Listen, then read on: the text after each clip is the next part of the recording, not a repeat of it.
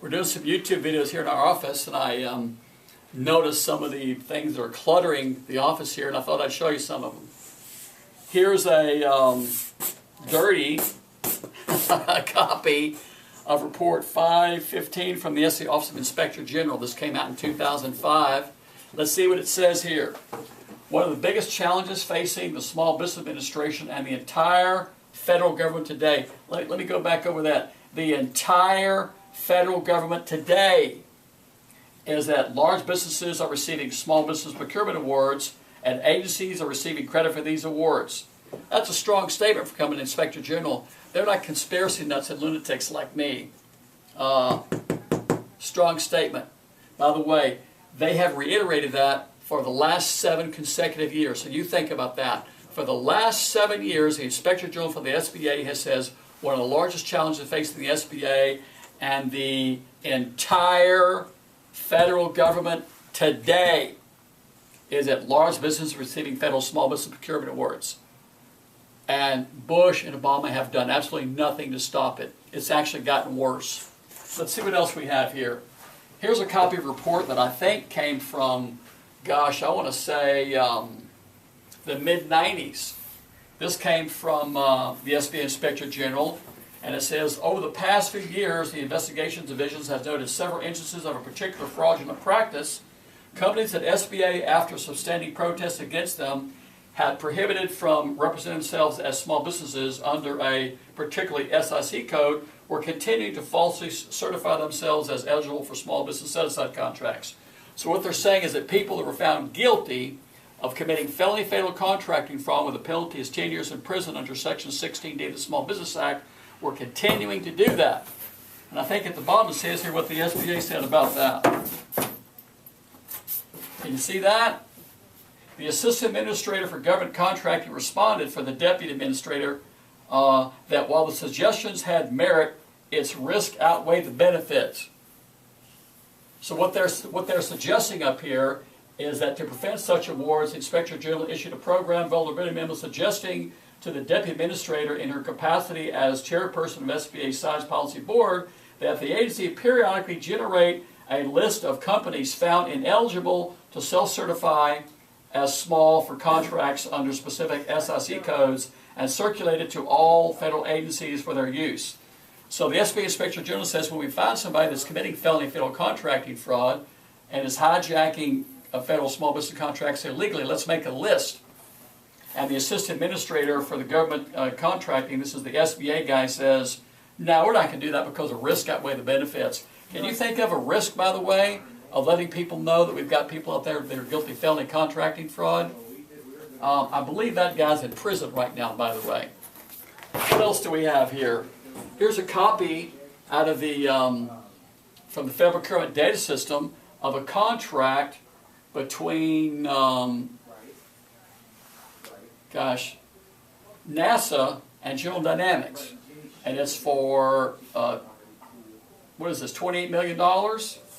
And there's a field over here, can you see that? It says Company Business Size Determination. See that S? That's small for small business. So here's a contract between General Dynamics and NASA for $28 million, and they're being classified as a small business. This is out of the Federal Procurement Data System, right? Oh, here's something. Here's a check we got for $14,282 from the government when we won a one of our many Freedom of Information cases. They have to pay our legal fees. We've got lots of these around here. I've been collecting these now since '91.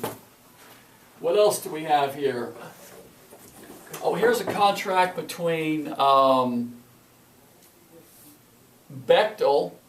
and the Energy Department. And yeah, Bechtel's a small business, right? It's for 128 million, 128 billion? I think that's million. Million, okay. $128 billion contract, Bechtel. And down here under social status it says, can you see that? Small business. Bechtel, multi-billion-dollar international company. The Department of Energy gave Bechtel a small business contract. You can start to see that I'm a conspiracy nut and a lunatic, right? It's kind of coming out. What else do we have here? We've got tons of this stuff. Some of this stuff, by the way, is 20 years old. Let's see what else we have while we can. Oh, I sued the SBA for the names of the firms that got small business contract, and the SBA told a federal judge that they had no idea who gets federal small business contract. Well, the judge didn't quite buy it, and Judge Marilyn Patel said this: the court finds it curious, the Small Business Administration argument that it does not control the very information it needs to carry out its duties and functions. That's a nice way for Judge Marilyn Patel to say, you guys are lying. So you think about the Small Business Administration who tries to portray me as a conspiracy nut and a lunatic, telling a federal judge that they have no idea who gets federal small business contracts. Judge said they're lying. I won. They had to give me the data. Guess what I found? Hundreds of Fortune 500 firms getting small business contracts. What else do we have back here, kiddies? Here's a sample of Section 16D of the Small Business Act. It says, whoever misrepresents the status of any firm or person as a small business concern, a qualified hub zone small business concern, as small business concern owned and controlled by socially and economically disadvantaged individuals, or a small business concern owned and controlled by a woman in order to obtain a federal contract or for oneself or another contract. This is my favorite part. Be punished by a fine of not more than $500,000 or by imprisonment not more than 10 years. So what Section 16D of the Small Business Act says, if you misrepresent your company as a small business or a hub zone or woman-owned company, the penalty is 10 years in prison. That's a felony. Want to guess how many people have been prosecuted? 0. This is something from 2002. This is when I got out of the SBA's database in 2002 and I did a congressional investigation. This was in the SBA's database, ProNet. It's Office Depot listed in ProNet, which is the SBA's database of small businesses, and it says they have 44,000 employees and $12 billion in annual sales. This is a blow-up of an actual page from the Small Business Administration ProNet database from 2002, Office Depot, 44,000 employees, $12 billion in sales. This was in the SBA's database of small businesses. Luckily, I forced them to remove all this stuff. And I think they're running out of stuff here to show people, but you kind of get the gist of what we're talking about here.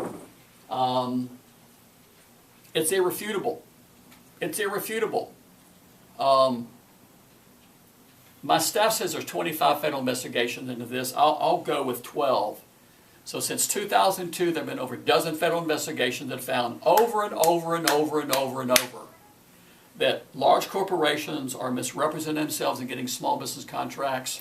Report 516 from the SBA Inspector General calls it fault certifications and improper certifications. Another nice word for fraud. The SBA's Office of Advocacy said it's vendor deception. Another nice word for fraud. It's not anomalies. It's not computer glitches. You think it's a computer glitch, by the way, that Bechtel got a $128 million contract from the Energy Department as a small business accidentally?